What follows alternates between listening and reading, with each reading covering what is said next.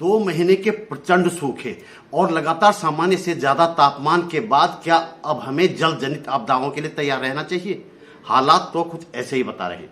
नमस्कार दोस्तों, कैसे आप? बात बोलेगी में आपका स्वागत। मैं त्रिलोचन भट्ट। मैं जल आपदाओं की बात क्यों कर रहा हूं दोस्तों? हम पिछले सालों के अप्रैल और मार्च के महीने के तापमान और बारिश के आंकड़े देखें तो साफ हो जाता है कि इन दोनों महीनों में जब जब कम बारिश हुई है, उन सालों में मई और जून के महीने में जरूरत से ज्यादा यानी कि सामान्य से ज्यादा बारिश हुई है और कई बार आपदाएं भी आई हैं। हाल के वर्षों में हमारे सामने 2013 का उदाहरण है। उस वर्ष अप्रैल के महीने में बारिश हुई थी 3.1 मिलीमीटर और मार्च के महीने में 17.3 मिलीमीटर यानी कि सामान्य से बहुत कम। और जैसे ही जून का महीना आया, एक बड़ी जल प्रलय उस साल उत्तराखंड ने देखी। पिछले वर्ष यानी 2021 में भी मार्च और अप्रैल के महीने में बहुत कम बारिश हुई थी। मार्च में बारिश हुई थी 10.3 मिलीमीटर और अप्रैल में 28.6 मिलीमीटर। मई आते ही बारिश का सिलसिला शुरू हुआ और महीने भर, पूरे मई के महीने में राज्य में बादल फटने की कई घटनाएं हुई। 3 मई 2021 को भारी बारिश के कारण रुद्रप्रयाग जिले के खाकरा और उत्तरकाशी में चिन्याली सौर के पास एक गांव में खेतों और गौशाला को नुकसान हुआ था। 4 मई को चमोली जिले के घाट में ऐसी ही घटना हुई। 5 मई को अल्मोड़ा जिले में चौखुटिया के पास बादल फटने जैसा हादसा हुआ। 11 मई को बद्रीनाथ हाईवे पर देवप्रयाग में अचानक भारी मलबा आया। कई दुकानें और एक सरकारी भवन मलबे में दब गए।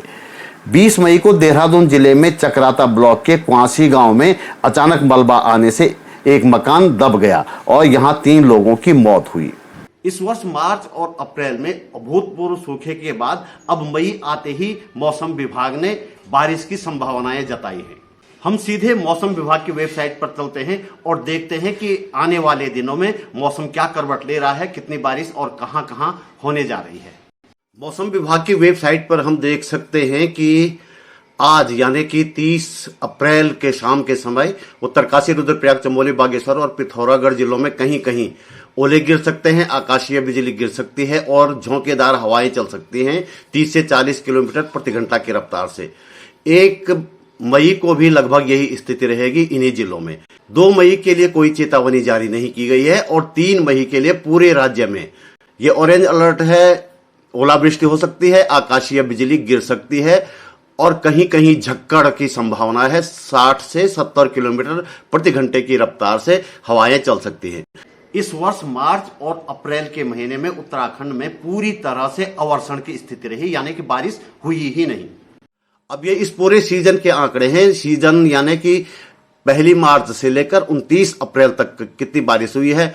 अल्मोड़ा में बहुत थोड़ी बारिश हुई है, बागेश्वर में 13.0 हुई है, चमोली में 15.7 मिलीमीटर बारिश हुई है, चंपावत में 2.2, देहरादून में 2.5, टिहरी में 3.8, नैनीताल में 0.2 यानी कि केवल छींटे पड़े हैं, पिथौरागढ़ में 17.1 मिलीमीटर बारिश हुई है, रुद्रप्रयाग में 6.9 और उत्तरकाशी में थोड़ी ठीक 15.6 मिलीमीटर। पूरे राज्य की स्थिति देखें तो इस सीजन में केवल और केवल 8.1 मिलीमीटर बारिश हुई है, जबकि इस दौरान होनी चाहिए थी 88.0 मिलीमीटर यानी कि कुल 91% कम बारिश हुई है। उत्तराखंड के जंगलों में लगी आग भी इस बार आपदा का आकार बढ़ा सकती है। दरअसल जब जंगलों में आग लगती है तो मिट्टी भुरभुरी हो जाती है और जब बारिश पड़ती है तो पानी के साथ वो मिट्टी नीचे की तरफ बहती है और वो आगे जाकर एक आपदा का रूप ले लेती है। इस वर्ष उत्तराखंड के जंगलों में आग की अब तक 1800 से ज्यादा घटनाएं हो चुकी हैं। एक नजर पिछले वर्षों में आग की घटनाओं पर डालते हैं। 2018 में उत्तराखंड में जंगलों में आग की 2150 घटनाएं हुई। इनमें 4480 हेक्टेयर जंगल जले। 2019 में 2158 घटनाएं और 2981 हेक्टेयर वन क्षेत्र जला। 2020 में 135 घटनाएं हुई और 172 हेक्टेयर जंगल जले। यह सबसे छोटी आग थी पिछले कई वर्षों में। 2021 में आग लगने की 2813 घटनाएं हुई और इन घटनाओं में 3943 हेक्टेयर जंगल जले।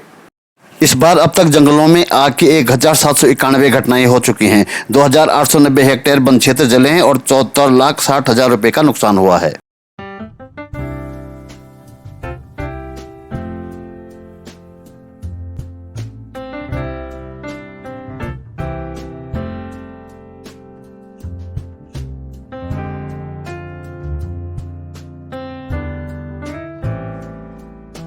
तो दोस्तों इस वीडियो में इतना ही। उम्मीद है आपने लाइक कर दिया होगा। इस पर कमेंट भी अवश्य करें और आपने यदि मेरा चैनल सब्सक्राइब नहीं किया तो सब्सक्राइब भी अवश्य कर लें।